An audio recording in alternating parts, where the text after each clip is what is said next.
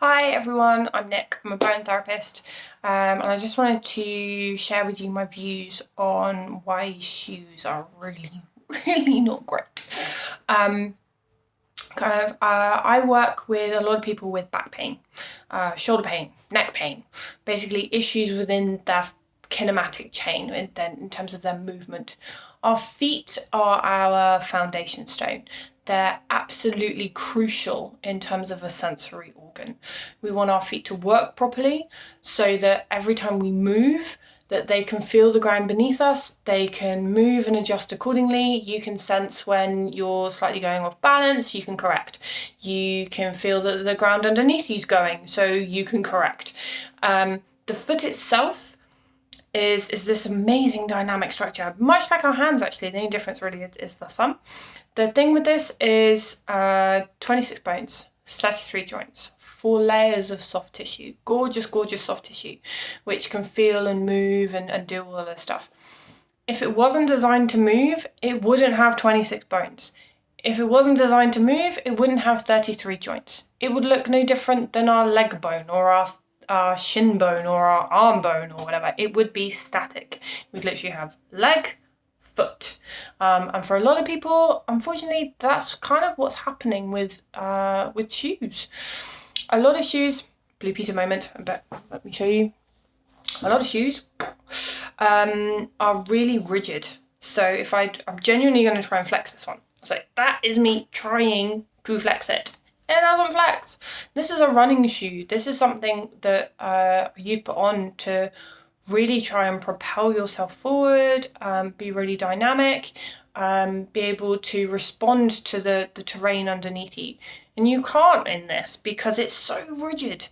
The other thing with this one, it's got a heel, quite a bit of a heel actually. Although compared to a lot of your shoes, I would imagine if you look down now and look at the shoes that are on your feet, you're probably going to have a big heel on there. Even if that big heel in your head is flat and it's like an inch or something, it's still quite a noticeable heel. If you were to imagine that you didn't compensate for that, you're going to fall forward. So if I just stand up a second, hopefully you can still see me. If you're stuck with this, if I put myself on a heel, I have to adjust all of my hinges. So I adjust my knee, I adjust my pelvis, I adjust through the shoulders, I have to do all of this. Whereas if I go flat, everything goes where it should be. So my shoulders automatically went back, my pelvis automatically straightened up.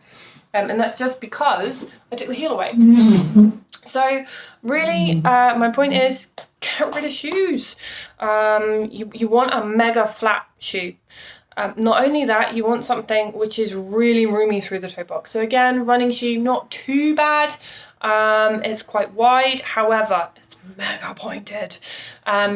If I were to ask you to draw a picture of a foot, I very much doubt you're going to put the big toe in the middle of the foot. I very much doubt you're going to put the longest part of your foot in the middle of your foot. Why do we do it with shoes? I don't understand. So in terms of this, we're asking to get a bunion. Beyond me, seriously, beyond me. So you need mega roomy through the toe box. You need your toes to move. So that's the other thing. The other thing with shoes, which is not great, particularly with trainers, is the amount of cushioning you get. Again, I go back to, you want to be able to feel the floor beneath you. You want to be able to feel of that stuff. If you were to remove shoes from a barefoot runner, or from a runner, when you took the shoes away, when they'd run, they wouldn't actually land on their heel. They'd strike onto the ball of the foot because the foot's acting as a dampener. Which is how we've evolved and how we're designed to move. If you then put a shoe on that person, they then start heel striking. If they heel strike, think where all that compaction's going, where all of that force is going. It's going straight up the leg. You've basically said this is null and void, it's redundant. All of the muscles in the foot have started to turn off as well. It's really not ideal with cushioning. If you think about it in terms of the rest of the body, if I were to ask you to sit on a sofa for 10 hours a day, your glutes, your bottom, arse, whatever, it's going to go to sleep. If I then ask you to immediately get up off that sofa and go for a walk, your bottom is going to feel very strange. It's not going to like it. You're probably going to get quite a lot of discomfort in through the bum. How many different words are there for bum? Anyway, I'd say kind of like with shoes, it's the same thing. You don't want cushioning. If you've got loads of cushioning, the muscles switch off. It's not ideal at all. So we've discussed flexibility. You need flexibility. You need the foot to move. You need a big wide toe box so that the toes can move. You don't want to heel because otherwise then you're on a massive slope and all of your hinges in your body have to compensate. You equally don't want this uplift through the toe box because then what's happening is you're rolling. Yeah. So because the foot doesn't, or rather the shoe, because the shoe doesn't flex, the shoe itself has to compensate. That's why they put this massive uplift in it so that you roll. In doing so, you're turning your toes off. So again, if you were to stand on a pressure plate, you wouldn't have any toes because your body's learnt to turn them off. The alternative, there is alternative out there. Again, Blue Peter moment, is one of these. So this is a barefoot shoe.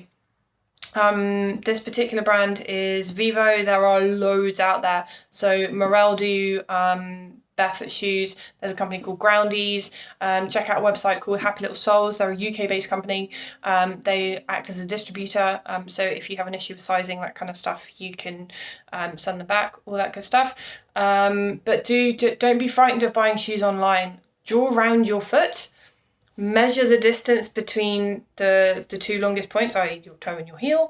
Measure that. That will give you a dimension. So for example, 25 centimeters. You then go and have a look at the size dimension of the shoe, and that will give you an internal size dimension. Ideally, you want an absolute minimum of 0.5 centimeter. Ideally, around 7 mil to a centimeter, 7 to 10 millimeters distance in addition to your size. So if, for example, you measure up as 25 centimeters, you'd want a shoe with an internal size measurement of ideally 25.7 to 26 centimeters. And then that will give you the room in front so that your toes can move. It's really good. So barefoot shoes, what's great about this? Wide through the toe box. If you can see on here, the longest point is above my big toe. Hurrah, no bunions. It's nice and wide, toes can move, super flexible. I can do all of this stuff with it. Super flat, no heel whatsoever. Yeah. And there's not much cushioning in here either. There's just puncture resistance so that I don't end up getting kind of like a stone jabbing up through my foot or anything like that.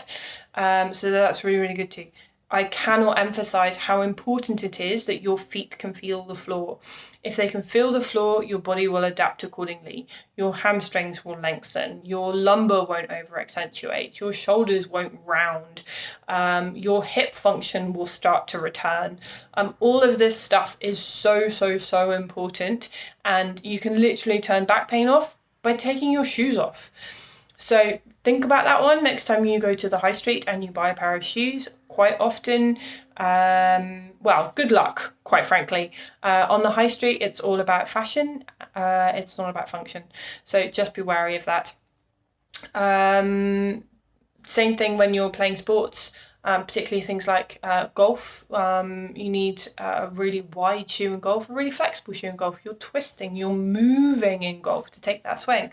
So you want something where you can really feel the ground so that you can feel what the body's doing and you can compensate accordingly. Quite literally, you can get more power through the golf swing just by being able to feel the floor. Change nothing else and you will increase the power. That's kind of it, really. I suppose the best thing to do is to leave you with this analogy. The feet are a massive sensory organ, and they're similar to the eyes. On a really sunny day, you'd put sunglasses on, you wouldn't put a blindfold on. If you're putting on shoes and you're putting on a barefoot shoe, you're putting on a pair of sunglasses. If you put on any other type of shoe, you are putting on a blindfold, and potentially a blindfold with spikes on the inside because it's actually causing you damage as a result. So that's just something to bear in mind. That's my 2 pence on the subject. If you disagree, feel free to disagree. It's completely fine. But really, all I want to leave you with is take your shoes off as much as you possibly can. And I hope to see you in clinic at some point, or not even, because you're all fit and healthy. And I'll see you soon. Bye.